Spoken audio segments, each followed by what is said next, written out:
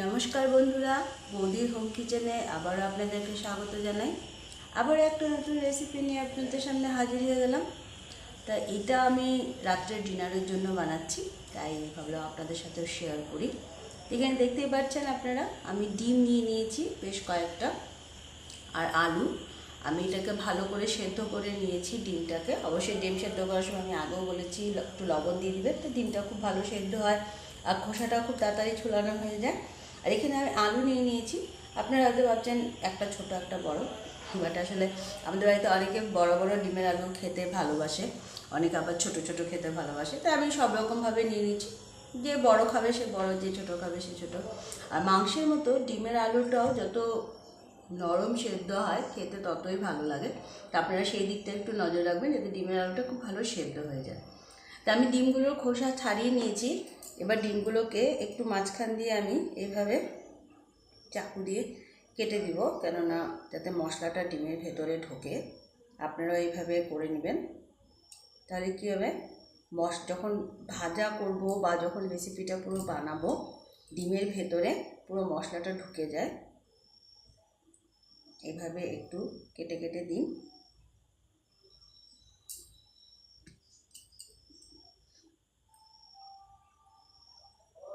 আমি আরও একটা মশলা ডিমের বানিয়ে নিয়েছি, সেটাও আপনাদেরকে দেখাচ্ছি।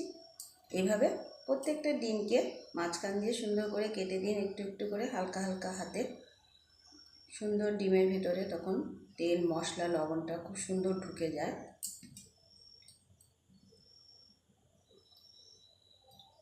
খুব হালকা হাতে জিনিসটা করবেন, নাহলে ডিমটা ফেটে যাবে।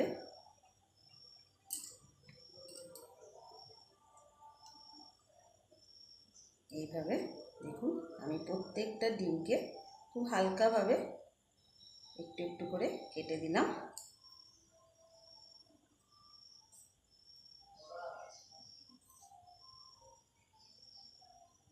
ব্যাস, এবার আমি যে একটা মশলার পেস্ট বানিয়েছি সেটা আপনাদেরকে দেখিয়ে দিচ্ছি। আমি এটা মিক্সিতে বানিয়ে নিয়েছি। আমি এখানে মোটামুটি বড় চামচের 1 চামচ পোস্ত আর 2টো কাঁচা লঙ্কা আমি পেস্ট করে নিয়েছি। আপনারা দেখতেই পাচ্ছেন খুব সুন্দর একটা পেস্ট আমি বানিয়ে নিয়েছি পোস্ত আর কাঁচা লঙ্কা দিয়ে। এবার বাকি মশলাগুলো আমি আপনাদের দেখিয়ে দিই। আমি এখানে বাকি যে মশলাগুলো ইউজ করব সেগুলো পরিমাণ মতো ভিজিয়ে নিচ্ছি, সেটাও আপনাদেরকে দেখিয়ে দিচ্ছি। এখানে দিয়ে দিচ্ছি পরিমাণ মতো হলুদ গুঁড়ো, দিয়ে দিচ্ছি লঙ্কা গুঁড়ো,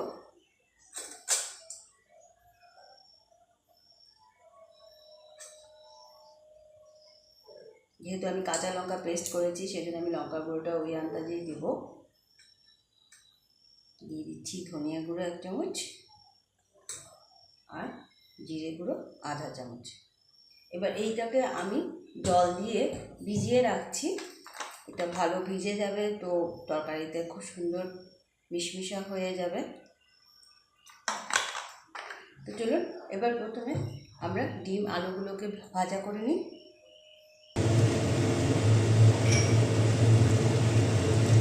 দেখুন আমি কড়াই বসিয়ে দিয়েছি, আমি কড়াইয়ে তেল দিয়ে দিচ্ছি। আমি প্রথমে ডিম আর আলুগুলোকে ভাজা করে নেব ভালো করে।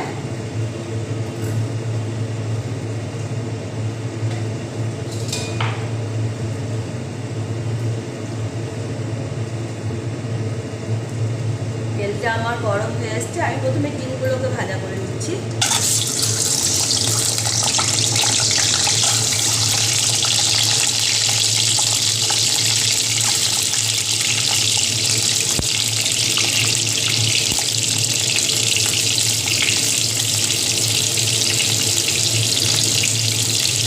ডিমগুলো ভাজা করার সময় এর মধ্যে একটুখানি হলুদ গুঁড়ো দিয়ে দিচ্ছি,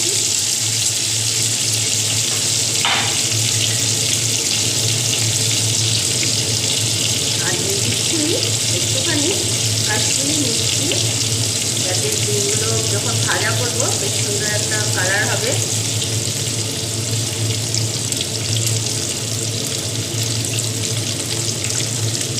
সামান্য একটু লবণ। এবার ডিমগুলোকে একটু কড়া করে ভেজে নিতে হবে, একটু লাল লাল করে।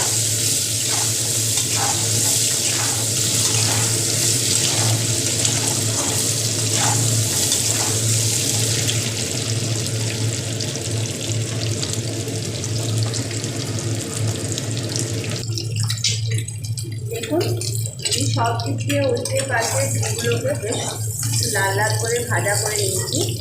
এবার আমি ডিমগুলোকে সব তুলে নিচ্ছি একটা একটা করে।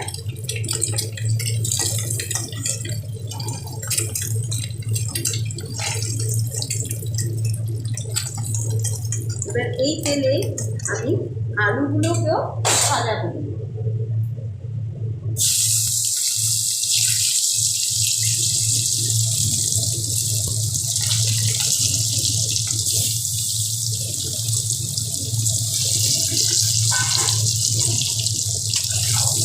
একই তেলে আমি আলুগুলোকেও ভাজা করে দিচ্ছি। আমি এখন আর এর মধ্যে হলুদ লবণ কিছুই দেবো না, কারণ আগে দিয়ে দিয়েছিলাম।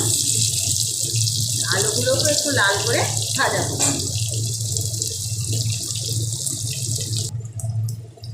দেখুন বন্ধুরা, আমার আলুগুলো ভাজা হয়ে গেছে।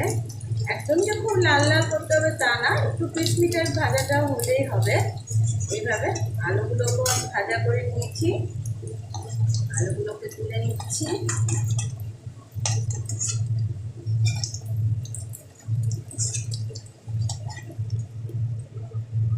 এবার এই তেলে আমি পুরো রেসিপিটা করে নেব, আমার আর এক্সট্রা তেল লাগবে না। আমি কিছু গোটা গরম মশলা যেমন এলাচি, লবঙ্গ, দারচিনি আমি ফোড়নে দিয়ে দিলাম।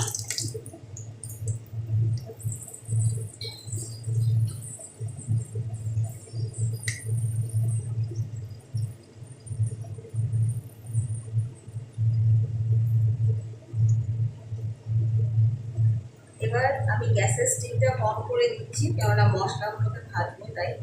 আমি এখানে দিয়ে দিচ্ছি সামান্য একটুখানি আদা।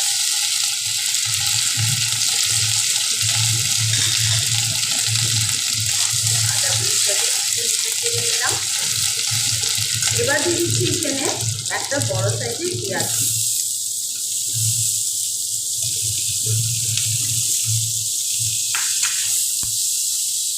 এবার পেঁয়াজ আর আদাটাকে খুব ভালো করে ভাজা করে নিতে হবে।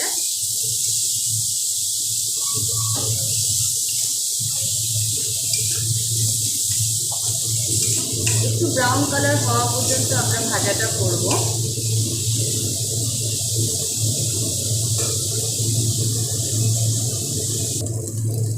আমার পেঁয়াজটা অনেকটাই ভাজা ভাজা হয়ে গেছে।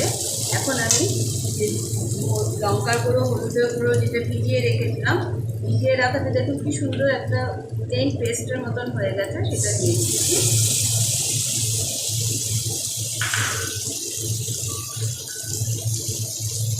সামান্য একটুখানি জল দিয়ে দেবো, নাহলে মশলাটা ভাজা করা যাবে না। এই মশলাটাকে খুব ভালো করে ভেজে নিতে হবে।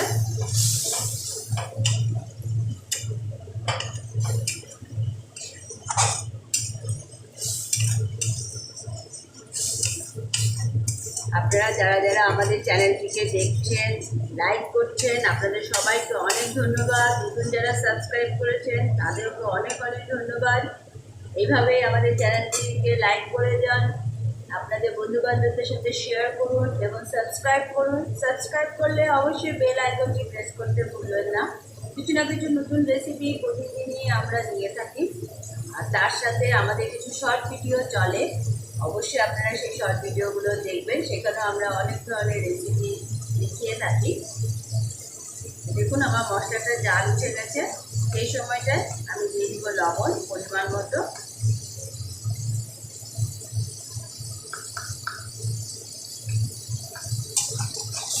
অবশ্যই আপনারা আমাদের শর্ট ভিডিওগুলো দেখবেন, সেখানেও অনেক ধরনের রেসিপি আমরা দেখিয়ে থাকি।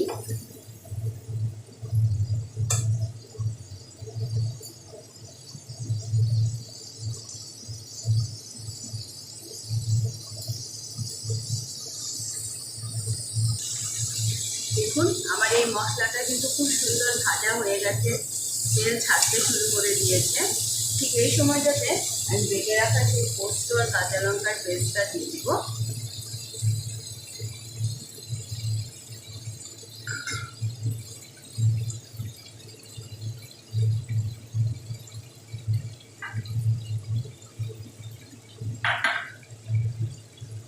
এবার গ্যাসের স্টিমটা একটু হাই করে দিব।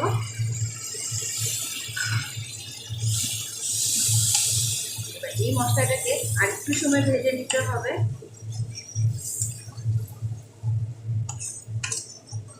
আমরা ডিমের আরও অনেক রেসিপি আপনাদেরকে দেখিয়েছি, বিভিন্ন ধরনের আরও অনেক ধরনের রেসিপি আপনাদের সাথে শেয়ারও করবো আমরা। এবার এই মশলাটাকেও খুব ভালোভাবে একটু ভাজা করে নিতে হবে।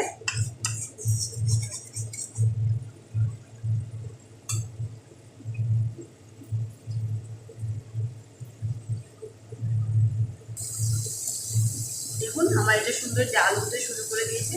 সামান্য ফ্লেভারের জন্য আমি একটুখানি চিনি দিচ্ছি।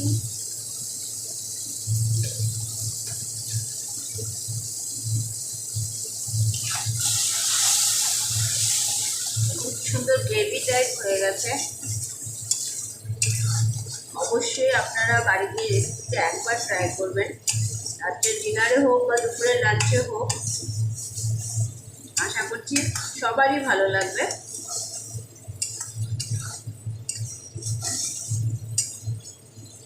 মশলাটা আমার সুন্দর ভাজা হয়ে গেছে এবং আপনারা যদি দেখেন ভালো করে তেল ছাড়তে শুরু করে দিয়েছে আস্তে আস্তে।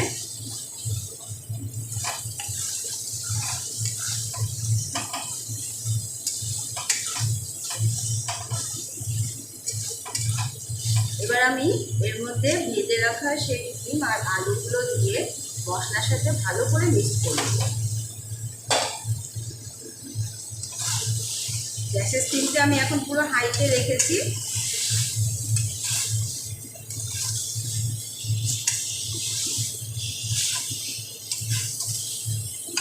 এইভাবে ভালো করে মশলাটাকে ডিমের সাথে মিক্স করে নিতে হবে। একবার আপনারা বাড়িতে ট্রাই করে দেখুন, আমি বলছি দারুণ একটা রেসিপি। ছোটো বড় সবারই পছন্দ হবে, আর ডিম তো সবারই পছন্দ। তো এবার এটা আমার হয়ে গেছে, আমি এর মধ্যে পরিমাণ মতো একটু জল,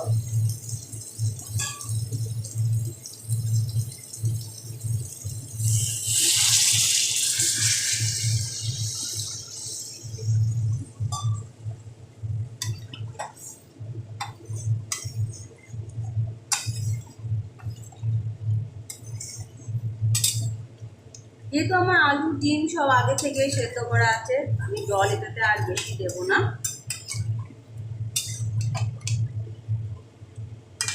এবার এটাকে একটু ঢাকা দিয়ে দিব,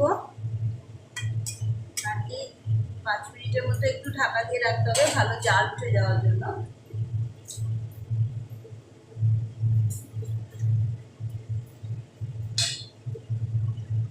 ফুল স্টিমে আমি এটাকে একটু ঢাকা দিয়ে দিলাম 5 মিনিট। 5 মিনিট পর আমি আবার চলে এসেছি, ঢাকাটা খুলে দিচ্ছি। দেখুন সুন্দর হয়ে গেছে। একটু আপনারা ঝোল আন্দাজে নামাবেন, কেননা পোস্তর তরকারি যে কোনো তরকারিতে আপনারা পোস্ত দিয়ে করুন, ঠান্ডা হলে সেটা অনেকটাই টেনে যায়। নামাবার আগে আমি এর মধ্যে দিয়ে দিচ্ছি একটা কাঁচা লঙ্কা। আমার রেসিপি পুরো রেডি, ডিম পোস্ত। আমি এটা এখন নামিয়ে নেব, কারণ এটা ঠান্ডা হলে ঝোলটা আরও টেনে পুরো গ্রেভি টাইপ হয়ে যাবে। আমি এটা এখন নামিয়ে নেব।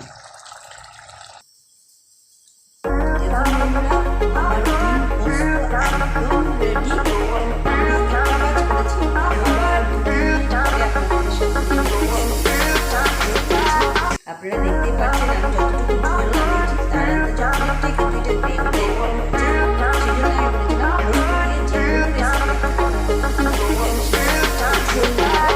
যত ঠান্ডা হবে রেসিপিটা ততই গ্রেভি হয়ে যাবে, একদম পুরো গ্রেভি টাইপ করে টেনে যাবে।